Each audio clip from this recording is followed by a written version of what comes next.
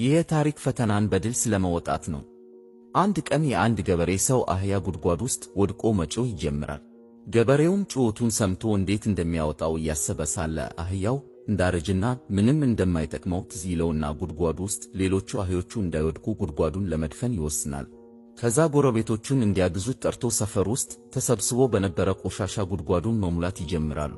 አህያውም ይህንን ሲያይ በጣም አዝኖ ይጮኻል። ከትንሽ ደቂቃ በኋላ አህያው ዝም አለ። ገበሬውም ወደ ጉድጓዱ ሲያይ ባየው ነገር በጣም ተደነቀ።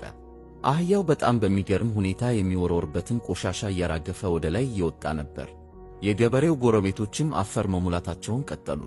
አህያውም የሚወረወርበትን ቆሻሻ እያራገፈ ወደ ላይ ይወጣ ነበር። ከዛም ሁሉም በጣም ተደነቁ። አህያውም እንዲህ እያደረገ ወጥቶ በደስታ እየቦረቀ ሄደ። ሕይወት ቆሻሻዋን ትጥልብናለች። ብዙ አይነት ቆሻሻ ልትጥልብን ትችላለች። መፍትሄው እንደ አህያዋ እያራገፍን ወደ ላይ መውጣት ነው።